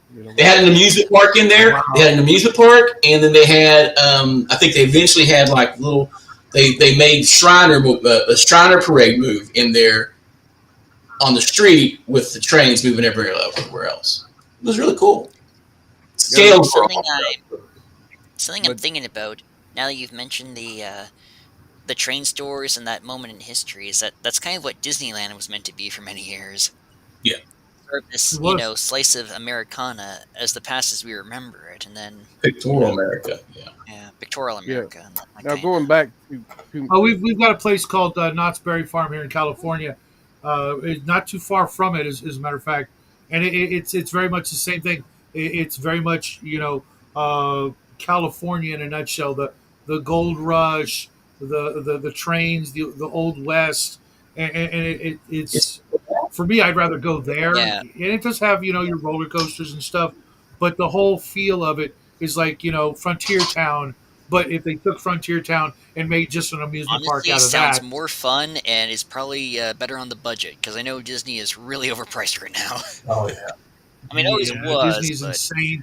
Well, Disney has a policy is their mentality has always been we would rather have people from out of town or out of the country come visit us than local Anaheim Mhm. residents because they hate local Anaheim and Californians and even Americans because Americans look at the prices and go, what Yeah. the fuck?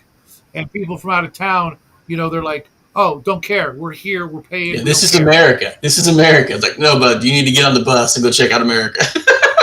But they're catering to a foreign market. That is true. sounds like Haiti. Yeah. Yeah. Now going back to the miniatures and stuff, it's like if you really look at the advent of the virtual tabletop, a lot of minis and things are kind of being phased out. I know that my local game, I would bring them my stack of books and a bunch of miniatures and a bunch of maps and play and as soon as someone brought up, hey, we can do all this virtual tabletop, kind of pushed my game to the side, and it just was easier because, man, it was a lot of work me hauling all that stuff. Well, that's You know. that is a huge bane on our hobby. Even though it started with theater of the mind, there is something to be said if you've ever played a good game with good terrain and somebody's done Oh, all I the have. work Yeah. Worth to it. help It's completely worth to help the not the players, it's the people who might walk Mhm. by. It's a Right. subtle advertisement of what are you guys doing? Because if they see people just talking, sitting around the table, goofing and laughing and stuff, they don't get it. But if they walk by a table and it's decked Mhm. out, they're like, "Oh, that's what you've been doing this whole time." Yeah, yeah, we just brought out all the bells and whistles, and again, it's a hobby unto itself. You know, Right. painting and crafting and doing all those things. You know, sometimes a hobby like that, where you actually build something, make something, paint something, is very therapeutic. And Yeah. sometimes, while you're building the little whatever, your brain's going, hey, how am I going to use this in like 20 Oh different yeah. ways?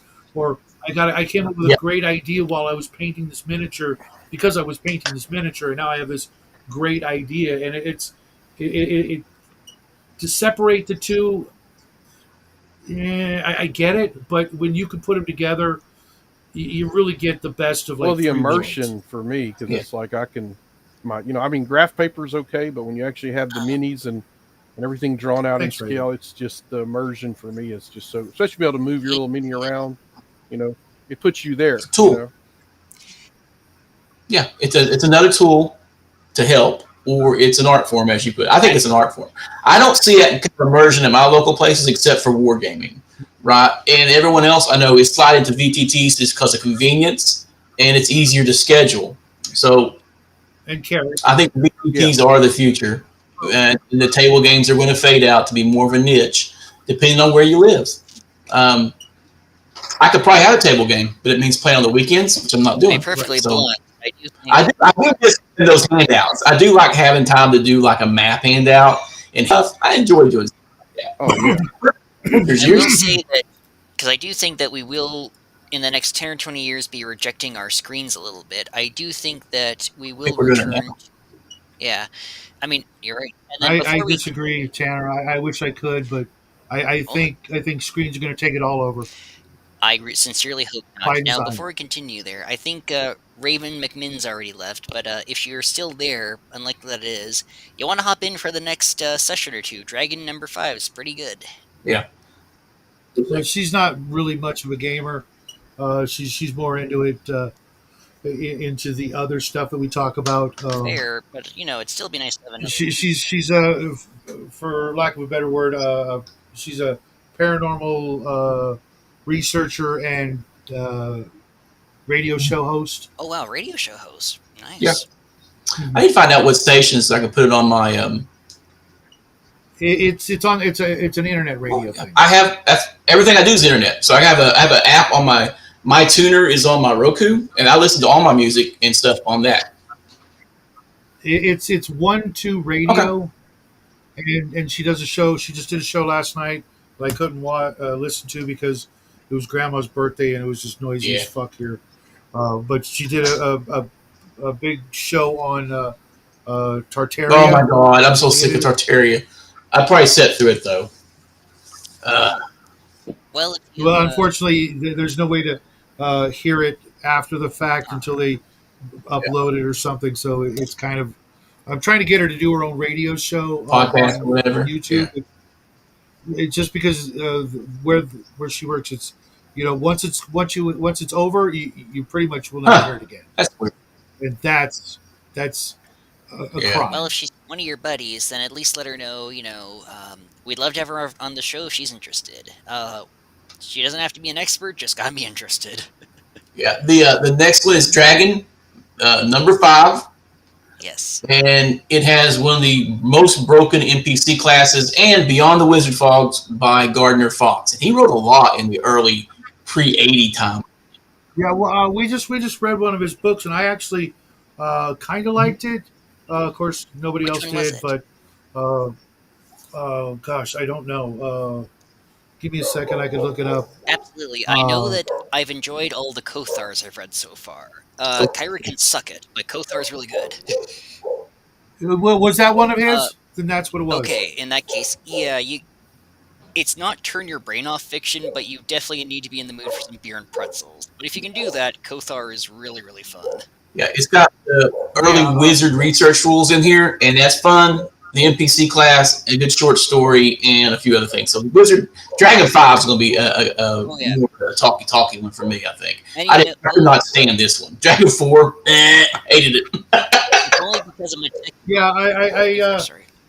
I was I'm not surprised that it was, that they could sell it and do it back then, because a lot of people would just grab it and not realize what they got, until they got home, kind of thing, which I think is kind of But at the same time, we got to remember that Dragon Magazine was a vehicle for sales. For me, literally, my favorite part of this article and every Dragon Magazine we've reviewed so far has been the ads, taking me back to those miniatures and those games that you'll never see played again. You'll never see them on the table again, but they were a big thing back in the day, whether it's Grenadier, Heritage, Hinchcliffe, archive miniatures. All those things were a huge, and the play-by-mail games and all the other games, even if they weren't from TSR, this is when the hobby, this is like the start of the golden era of the hobby, when everything was great and it didn't matter what you played. There were no politics like, oh, you're a Games Workshop fan, come on in. You play RuneQuest, come on in. The game shop mentality of, whatever you want to play, go over there and play your game. It's cool. Not what you're trying to bring in AD&D into my freaking Games Workshop. How dare you? There's way too much vitriol about that. Just because of my fondness for the setting, and of course Metamorphosis Alpha, and number 5 is going to have even more Metamorphosis Alpha, so I'm very happy. I see your smile. I'm definitely a bit rosier on this issue. I absolutely understand that it is a very thick setting to wade through. It is a very, you need to get into it, but just for the critters, just for the eye table, just for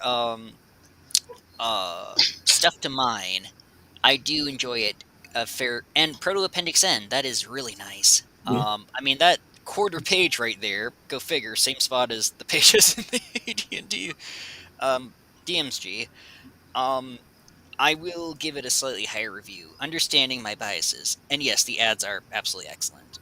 Like the ads for Space Explorer with Jesus Christ in the background, and the minis that they show off. That's the spirit of the game right there. That's what these guys. It is. Well, and the spirit of the hobby.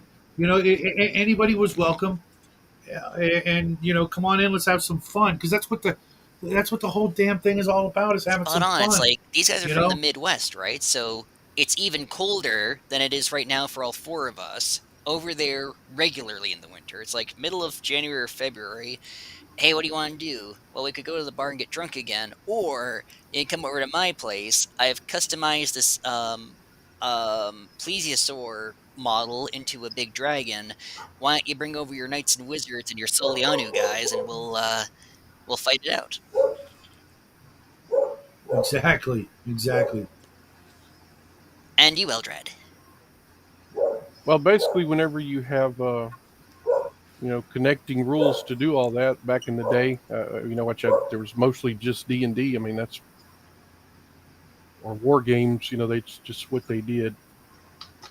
I'm sorry, I was off looking at something else for a second here. My brain was right. And I hit my foot earlier, and just a stick stuck into the ground. And it was like a what do you call that when you brace a spear against impact or against charge? That's what the stick did to my foot. So Punji stick. Oh dear. Yes. You got sideshow bobbed. Yeah. But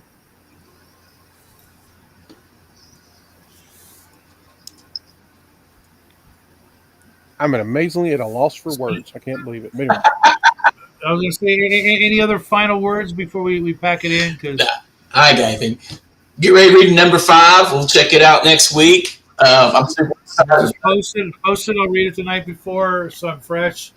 I was amazed how quick I could skim Mhm. through this, because considering how much I skimmed over. Um, but you know, Tanner, I will pull out my pedal throne book sometime before the end of the year. It's in the stack of Oh, stuff I got to read, Yeah, if and you ever pull up, if you ever get a copy of I will Lee's send over. pedal of the pedal throne, let me know because I'm always curious how that plays out as a war game. I guess I could look it up myself. Yeah. Well, I if you got want, I will send yeah, over Bubba, you some. should make a. Go ahead, Tanner. I was just going to say, I'll send over the PDFs you require or links to them so you don't have to open your expensive stuff. And again, it's not you need to run it and you need to run it this way. This is strictly, look through it. If you can put some science fantasy together, and I just realized as you're speaking, there's another game we can throw on the pile to draw from Boot Hill. Oh, I, Bitchoy psychic speak. I priest and a literally got. dwarf Good and a deal. human land in the Wild West and have to get back. I've got literally everything ever made for Boot Hill, including a still sealed copy of Boot Hill, except the original digest form. I remember I don't have that either. But what's the point other than just say I have it? It's $250, TV guide of Boot Yeah. Hill. That yeah, it's cool to say you got it, but at some point it's going to be an expense that will be Yeah, it's worthless. 2 years of Dragon magazines before it's published. We're still on 77, right? This Wow. Speaking of which, I before I forget, Bubba, can you make a channel in your Discord for links and downloads pertaining to everything we've talked about? Like Tanner wants to drop some stuff in Yeah. there, or, it'll help anybody watching. My There's a number of Discord's not Discord. public. I'll do it Oh, somewhere else. My Discord is strictly for people I game with and my campaigns. mhm. Yeah. okay. Well, And even then, it's I'm sure they're it's a watching. very kept server. So I literally named it gate kept server. We don't want parasites. Okay. Well, for those of your friends that are allowed, having links to these things wouldn't I can suck. get admin rights on conservatory and find something over there. yeah, there you go. Go to put it on Yeah. the conservatory. That'll be fine. And if you trust me enough to throw me your email, I can happily get a big old load of stuff ready for you and toss it on over to you. Well, it's been a fun stream. See you guys next week. Most of you will probably see sooner than that. I can't wait. You guys Yeah. all have a great week. I look forward to. It's almost the weekend. Yeah, it is almost the weekend. Perfect time to read. I'll likely interrupt you guys more, even though I shouldn't. And I cannot wait for Dragon number 5. Take care.